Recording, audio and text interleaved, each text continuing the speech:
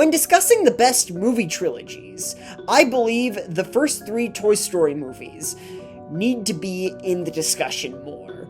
It is one of the rare movie trilogies where all 3 entries are fantastic, and each one improves upon the last. Toy Story 2 surpasses the original, and Toy Story 3 elevates the series even further, making this series a rare and remarkable cinematic achievement. Even legendary filmmaker Quentin Tarantino agrees with this notion. But in the case of Toy Story, the third one is just magnificent. It's one of the best movies I've ever seen. And if you've seen the other 2, then it's devastating. The 2 central themes of the Toy Story trilogy explores the evolving purpose of a toy, and the journey of growing up and accepting change. The original Toy Story does a masterful job in introducing our characters and what the purpose of a toy is. The film makes it clear that the purpose of a toy is to provide joy and emotional support to a child as they grow up. Our 2 main characters, Buzz and Woody, go on character arcs as they come to understand and embrace this purpose. This film's main protagonist, Woody, begins this film at the very top of the totem pole, being Andy's favorite toy, though this status is threatened when Andy receives a Buzz Lightyear action figure for his birthday, leading Woody to grapple with feelings of jealousy and insecurity as he faces the prospect of being overshadowed. Woody's jealousy not only drives much of the conflict, but also reveals his deep-seated ego. Woody's ego causes him to accidentally push Buzz out the window, turning the rest of the toys against him. Buzz tracks down Woody, leading to an encounter that ultimately separates the both of them from Andy. Through a sequence of misadventures, they end up in the clutches of Sid, a destructive neighbor who takes pleasure in maiming and destroying toys. At this point, Woody has hit rock bottom. His friends have turned against him, he's lost his place as Andy's favorite toy, and now he is physically separated from his beloved owner. Turning the film's plot back to its secondary protagonist, Buzz Lightyear, he begins this film under the delusion that he is an actual space ranger who has crash-landed his ship onto Andy's bed. This delusion doesn't only add to Woody's frustration, it fuels his jealousy. Buzz's unwavering conviction to this so-called intergalactic mission fuels Woody's feelings of inadequacy and jealousy, making it even harder for him to accept Buzz as an equal or an ally. This dynamic sets up their tense relationship and is the main catalyst to the overall conflict of this film.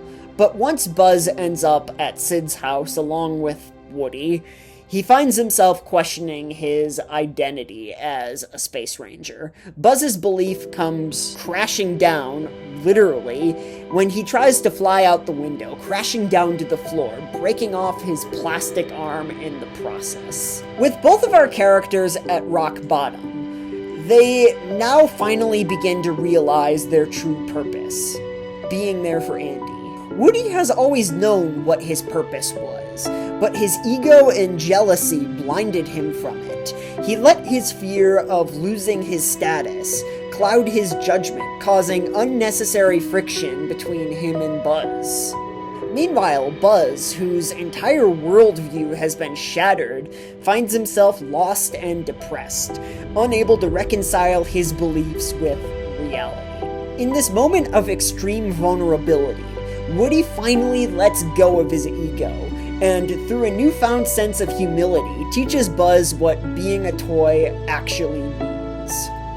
Woody explains to Buzz that his purpose was never to finish a grand intergalactic mission, but it was to bring joy and comfort to a child.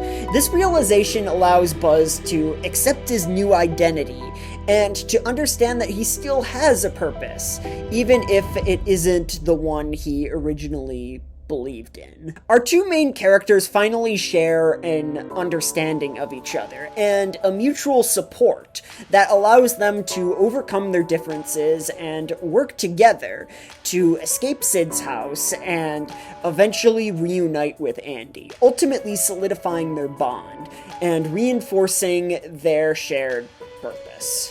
The original Toy Story introduced the purpose of a toy, which was to be there for a child as they grow up. The sequel takes this concept to the next logical point, exploring what happens to that purpose once that child grows up. In Toy Story 2, Woody finds himself at a crossroads.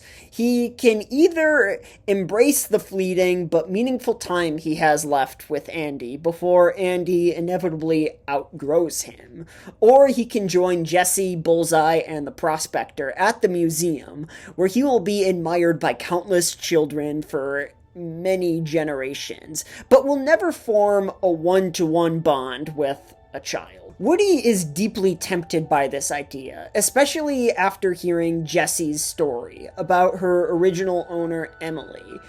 Jessie's heartbreaking tale opens Woody's eyes to a painful reality that a toy's bond with a child, while meaningful, is ultimately fleeting. This new perspective challenges Woody's current outlook on his purpose, and leaves him questioning whether the risks of staying with Andy are truly worth it. Adding to Woody's insecurity is the fact that Andy tore his arm earlier in this film, and ultimately he decided not to take Woody to cowboy camp. This incident made Woody aware of his vulnerability as a toy, highlighting the real possibility of being damaged, shelved, or worse, thrown out. The museum offers Woody with an alternative, a life free from those risks, where he will be preserved and admired forever, even if that means sacrificing the deep and personal connection he has with Andy. This film pulls a reversal with the character dynamics from the original. Now Buzz is the one who is secure in his position of what his purpose is, and he is the one that has to talk sense into Woody. I don't have a choice, Buzz. This is my only chance. To do what, Woody? Watch kids from behind glass and never be loved again? Some life. Buzz reminds Woody of the importance of the relationship that he shares with Andy. Buzz explains that while the time Woody has with Andy is limited, it is far more valuable than an eternity of being admired behind glass. The bond with a child, though fleeting, is what makes a toy's life worth living. Rather, this makes their time together even more precious. With this newfound perspective, Woody resolves to savor the years he has with Andy, cherishing the memories they can create while they last. This film ponders the question of what is a toy's purpose once their child grows up. The film, though, never really answers this question, as Woody accepts the fact that he doesn't have an answer to that question yet. Rather than worrying what his purpose is going to be once Andy grows up, he decides to embrace the present situation, and that he still has a purpose in Andy's life. You still worried? About Andy? Nah. It'll be fun while it lasts. I'm proud of you, cowboy. Besides, when it all ends, I'll have old Buzz Lightyear to keep me company. Toy Story 3 does what most third entries fail to do, beating out the two previous entries. Many film trilogies falter on the third entry, but the Toy Story trilogy is the rare trilogy where the third entry is the best of the series. This film is the perfect conclusion to this trilogy and its themes of purpose. Toy Story 3 provides an answer to the unanswered question in Toy Story 2. our characters find themselves in a spot that they have been dreading. Andy has finally grown up, and he is about to go off to college. Now that Andy has grown up, our characters are forced to find out what their new purpose is. The toys find themselves at Sunnyside Daycare, which on the surface seems like a toy sanctuary, a place where they can get played with by many children through many generations. The toys, though, come to understand that Sunnyside isn't as it seems. It's not a sanctuary, rather, it's a prison. The film's main villain, Lotso, is a toy that was discarded by his child, and he is deeply resentful about this.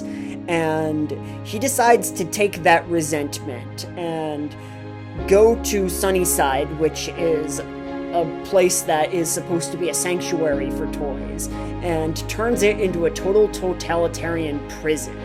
The harsh reality of Sunnyside forces the toys to confront their fears of being discarded, which culminates in the garbage dump scene, the climax of this entire trilogy. The reason why the scene is so emotionally raw is that it makes the audience believe that the answer to the toys' question of what their new purpose is to be disposed of. The toys themselves even accept the fact that this is their fate. The scene is heartbreaking, even on rewatch, because this is our characters accepting death. The look on their faces says it all. However, the toys are miraculously given a second chance at life. When the toys eventually get back to Andy, he passes them down to a child named Bonnie. This provides an answer to the toys' existential question. A toy's purpose continues beyond their original owner, bringing joy to new generations. In this way, the toys find their new purpose, not just as pieces of plastic or stuffing, but as a source of comfort and happiness for future children. The cycle of joy continues this way, reinforcing the theme that the value of a toy's existence lies not just in being loved by one child, but in being ready to bring joy to the next generation. Andy allows himself to be a kid one last time when he and Bonnie play with the toys. This is the perfect passing of the torch moment. This is the last time Andy plays with his toys, but the beginning of their life with Bonnie. Every ending is a new beginning. My favorite shot in this trilogy is one of the final shots in Toy Story 3, where Woody watches Andy drive off, bidding farewell to his longtime friend. This shot perfectly encapsulates all the emotions and themes of this series: nostalgia, growth, and the inevitability of change. It's the culmination of Woody and Andy's journey together, filled with memories and their shared adventures and the bond they forged over the years. Their journey together has come to a bittersweet conclusion. I can't think of a better way to end this series. Disney, Disney, Disney. My feelings on Toy Story 4 are complicated. On one hand, it's a beautifully crafted film with some of the most stunning animation I've seen from Pixar, and its themes of existentialism provide an intriguing layer of depth to this series. This film explores Woody's identity and purpose in ways that are undeniably thought-provoking. However, on the other hand, it feels unnecessary and as if it's stretching the series beyond its natural conclusion. One of my big issues with Toy Story 4 is that it contradicts the core themes established in the original trilogy.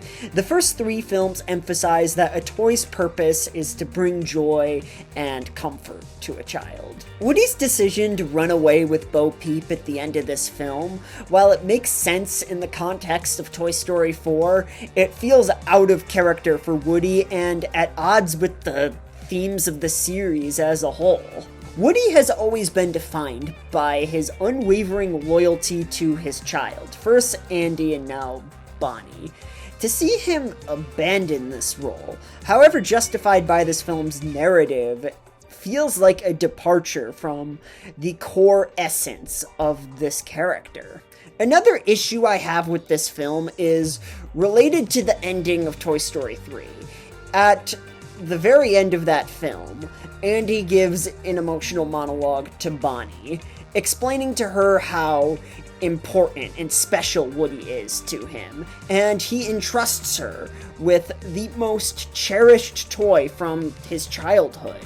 Bonnie promises to take care of Woody for him, and her apparent indifference towards him in this film just feels especially jarring.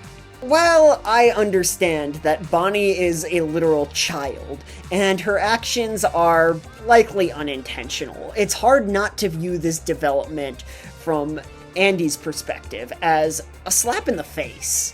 He entrusted her with something that was deeply meaningful to him, and that trust feels disregarded. It's moments like this that make me wonder, maybe Andy should have taken Woody to college after all.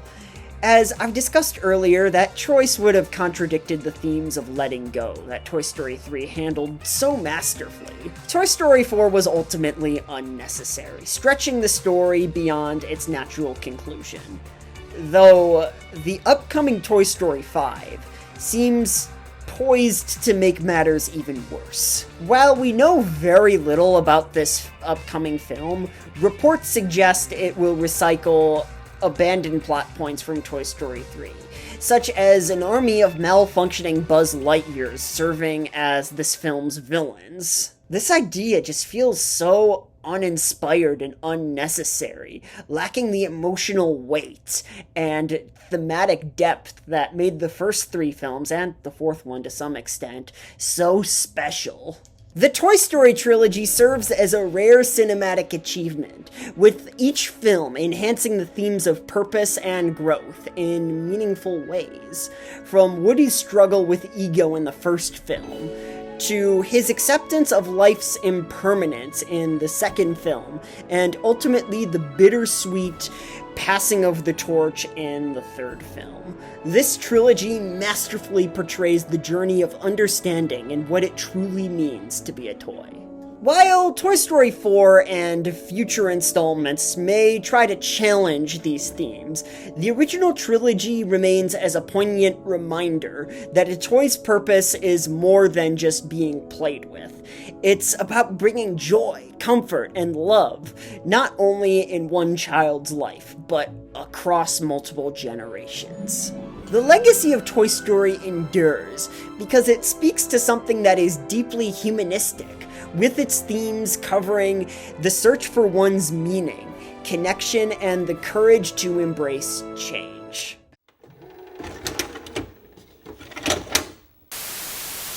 Anyways, I hope you enjoyed this latest video, and if you did, make sure to give this video a like. And if you want more content like this, hit the subscribe button and ring the bell notification so you can be notified every time I upload a new video. And shout out to the Rizzler and Scott Sterling. Thanks for watching.